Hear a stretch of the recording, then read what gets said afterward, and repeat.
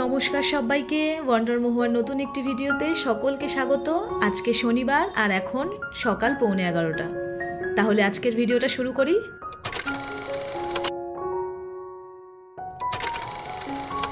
অন্যান্য দিনের তুলনায় আজকে ভিডিওটা অনেকটাই দেরিতে শুরু করলাম। সকালে উঠে স্নান, পুজো, ঘরের সমস্ত কাজ সেরে একটু বেরিয়েছিলাম। বাইরের বেশ কয়েকটা কাজ ছিল, সেইগুলো মিটিয়ে তারপরে এখন ভিডিওটা স্টার্ট করলাম। প্রথমে ভেবেছিলাম যে দেরি হয়ে গেছে, একেবারে ব্রেকফাস্টটা করে নেব। তারপর ভাবলাম যে না, চা না খেলে তো দিনটা শুরুই হবে না, সারাদিন ম্যাচ করতেই থাকবে। তাই ভাবলাম চাটা খেয়ে নিয়ে তারপরে আবার ব্রেকফাস্ট করব। আজকে ডোডোর স্কুল ছুটি, 3rd স্যাটারডে, ও বাড়িতেই রয়েছে। আমরা যখন সকালে বেরিয়েছিলাম তখন ডোডো ঘুমাচ্ছিল, ওকে আর ডাকিনি।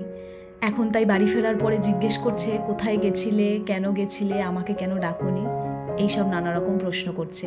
আর চা খেতে খেতে ওর এই সমস্ত প্রশ্নের উত্তর দিচ্ছি। এখন তো প্রত্যেকদিন সকাল থেকে বৃষ্টি শুরু হয়। আজকে যেহেতু সকালে বৃষ্টিটা ছিল না, তাই আমরা সকালই বেরিয়ে বাইরে যে কটা কাজ ছিল সেগুলো সেরে চলে এসেছি। আর দেখুন, বাড়ি ফিরে আসতে না আসতেই কি মেঘ করেছে, হয়তো এক্ষুনি বৃষ্টি নামবে। চলুন এখন ব্রেকফাস্টটা বানাই। আজকে ভেবেছিলাম দেরি হয়ে গেছে, বাইরে থেকে কিছু কিনে নিয়ে আসবো খাবার।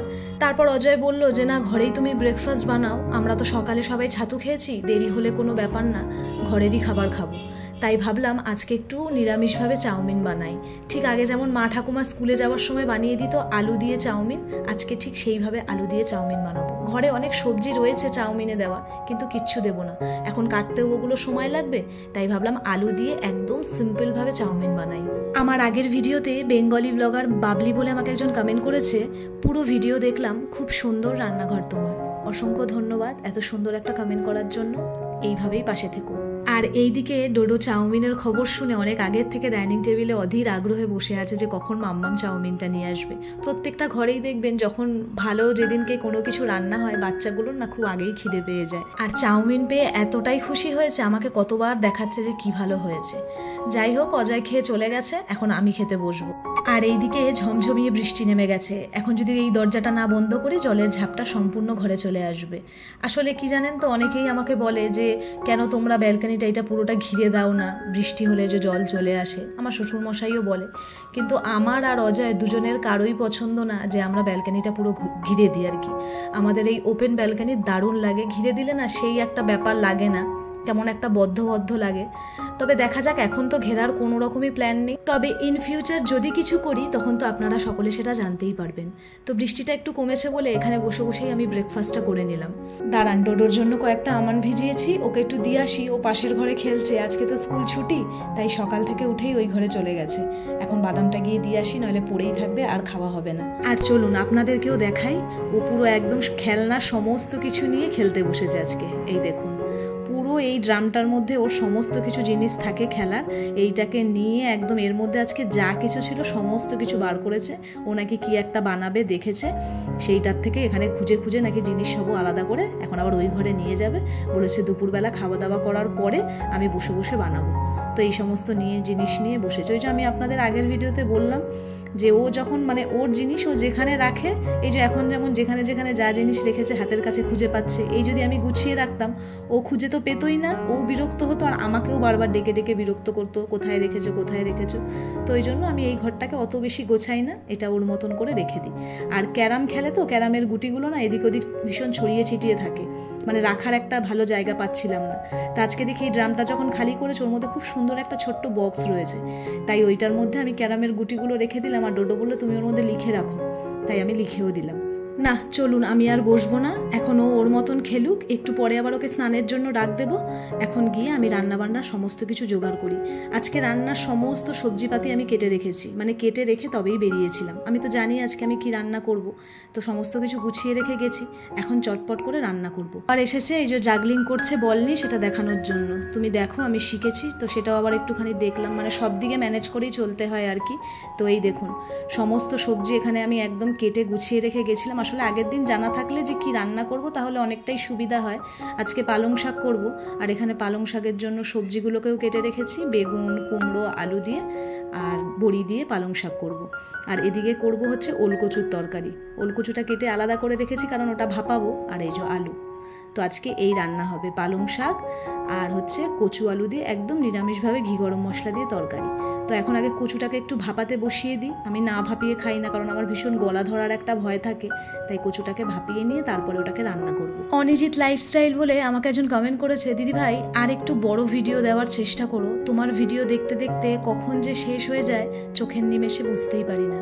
আর এতদিন পর পর ভিডিও দাও কেন, ডেলি ব্লগ দাও না, খুব ভালো লাগে তোমার ভিডিওগুলো আর তোমার কথা আর তোমার কাজ। সবার প্রথমেই বলি, অনেক বড় তুমি একটা কমেন্ট করেছো, অনেকটা সময় দিয়ে কমেন্টটা করেছো, তার জন্য অনেক অনেক ধন্যবাদ, একদম মন থেকে ভালোবাসা। তোমরা বেশ কয়েকজন আমাকে এই কমেন্টটা করো যে তুমি আরেকটু বড় বড় ভিডিও দাও। তো একটা কথা মানে না বললেই নয়, সেটা হচ্ছে আমি সকাল থেকে মানে যতটুকু টাইম আমি ভিডিওটা শ্যুট করি, তারপর যখন এডিটিং করতে বসি, তো সেটা এডিটিং করার পর খুব জোর হলে 9 মিনিট 10 মিনিট এতটুকুতে এসেই ভিডিওটা দাঁড়ায়। আসলে আমার কাছে ব্লগিংটা কি জানো তো, আমি এমন করে ভিডিওটা আপনাদের সামনে বা তোমাদের সামনে প্রেজেন্ট করবো যেটা তোমাদের দেখতে ভালো লাগে। এমন নয় যে ঘরের টুকি নাকি, ধরো ঘরের এখানে একটা নোংরা পড়ে আছে সেটাও একটু পরিষ্কার করলাম, ঘরে ওখানে কোনো একটা চুল পড়ে আছে সেই চুলটাও পরিষ্কার করলাম, সেটাও আমি ভিডিওর মধ্যে দেখিয়ে দিলাম। না, আমি এটা একদম আমি ভালোবাসি না, মানে আমার ভালো লাগে না। যে ভিডিওটা ভিডিওর মতনই হবে। এই যে তোমরা আমাকে এত সুন্দর সুন্দর কমেন্ট করো যে দিদি তোমার ভিডিও দেখতে এত ভালো লাগে, তো আমি না আমার ভিডিও দ্বারা তোমাদের বোর করতে চাই না। যে তোমাদের যেই ভালোবাসাটা আমি পাচ্ছি না, এই ভালোবাসাটাকে আমি হারাতে চাই না, এটাকে আমি ধরে রাখতে চাই। যে তোমরা যাতে কখন আমার ভিডিও আসার পর এটা না ভাবো দিদি তো ভিডিওতে এই কাজটা দেখাবে, এরপরে এই কাজটা করবে, থাক দেখবো না। আমি ডেলি ব্লগ দিতে পারি না, তার ফার্স্ট কারণ হচ্ছে আমার তো ঘরের কাজ থাকেই, তারপর ডোডোর পড়াশোনার সমস্ত কিছুটাই আমি দেখি, ওর প্রজেক্টেরও বেশ কিছু কাজ থাকে, যার জন্য হয় না। দিলেও দেওয়া যায়, বাট আমি একটা দিন ভিডিও শ্যুট করার পরে 2 দিন সময় নিই, একটা দিন তো পুরো এডিটিংয়ে যায়, যারা আমরা ভিডিও করি তারা জানি। অ্যান্ড সেকেন্ড দিনটা আমি এইটা প্ল্যান করতে থাকি যে এরপর আমি কি ভিডিও দেব আর ভিডিওতে আমি কি জিনিস দেখাবো যেটা আমি আগের ভিডিওতে দেখাইনি। তো এটাই হচ্ছে মেন কারণ। আশা করি তোমরা বুঝলে। তবে হ্যাঁ, চেষ্টা করব আর একটু বড় ভিডিও দেওয়ার, তোমাদের মনটাকে আমি আরেকটু ভালো করার চেষ্টা করব। তার আগে আপনাদেরকে একটা জিনিস দেখাই, এইখানের যে প্লান্টগুলো আপনারা দেখেছিলেন সেগুলো একটাও নেই। আমি আপনাদেরকে আগের ভিডিওতেই বলেছিলাম এগুলো হয়তো আপাতত এখানে রয়েছে, আপাততই রয়েছে, এগুলো সমস্ত কিছু চলে এসেছে আবার এখানে আমার একটা এরিকা প্ল্যান্ট ছিল, মানে ঘরে আমার যে কটা এরিকা ছিল প্লান্ট সেগুলো সব বাতিল হয়ে গেছে, ঠিক আছে।